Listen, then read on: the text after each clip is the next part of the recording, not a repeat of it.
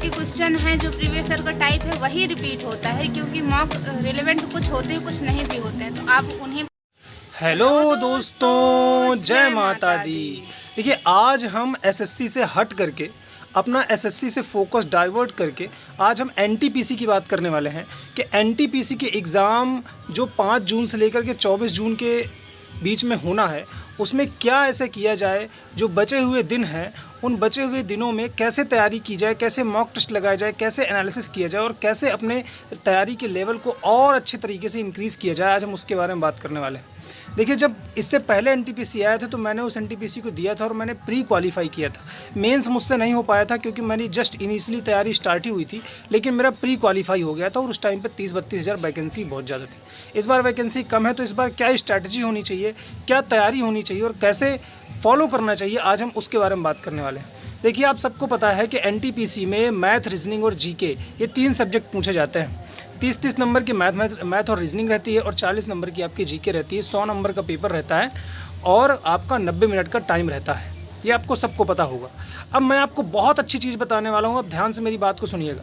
सबसे पहले, क्योंकि मिक्स क्वेश्चन आते हैं, ऐसा है नहीं कि मतलब सेक्शन डिवाइड है कि मैथ का अलग है, रीजनिंग का अलग है, जीके का अलग, नहीं, मिक्स क्वेश्चन आपके आएंगे। तो जब मिक्स क्वेश्चन आते हैं तो उसमें स्टूडेंट कंफ्यूज हो जाता है कि कौन से क्वेश्चन को पहले सॉल्व करें, मैथ को स्किप करें कि रीजनिंग वाले क्वेश्चन को स्किप करें।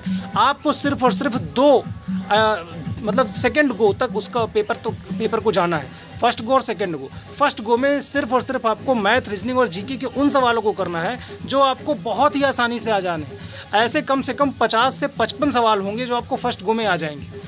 सेकेंड गो में आपको उस तरह के सवालों को देखना है जिसमें आप थोड़ा सा लैग कर रहे हैं, और जब आप ऐसे पेपर को सॉल्व करोगे तो आपका बहुत आसानी तरीके से पेपर सॉल्व हो जाएगा।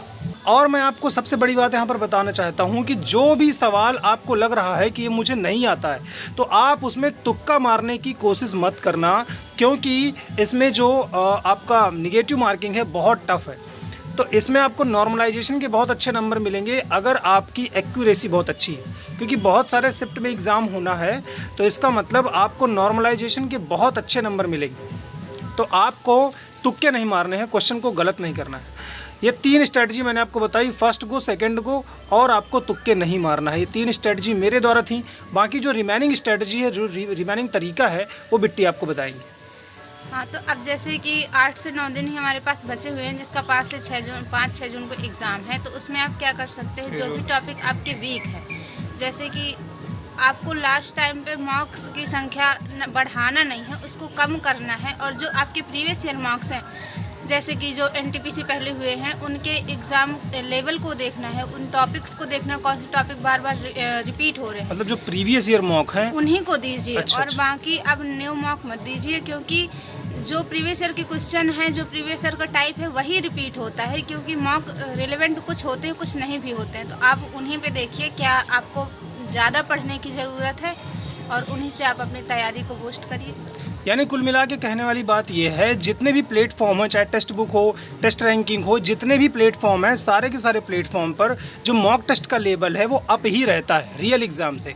तो आपको पैनिक नहीं होना है। अगर आपके किसी भी एग्ज़ाम में नंबर कम आ गए मॉक टेस्ट में, तो आपको पैनिक नहीं होना है, क्योंकि रियल एग्ज़ाम में पेपर बहुत आसान रहता है, ईजी रहता है। तो आप इन स्ट्रेटजी को फॉलो करिए, प्रीवियस ईयर मॉक लगाइए, फर्स्ट गो सेकेंड गो में पेपर को अटैम्प्ट कीजिए और निगेटिव मत करिए। थैंक यू सो मच मेरे प्यारे भाइयों, जय माता दी।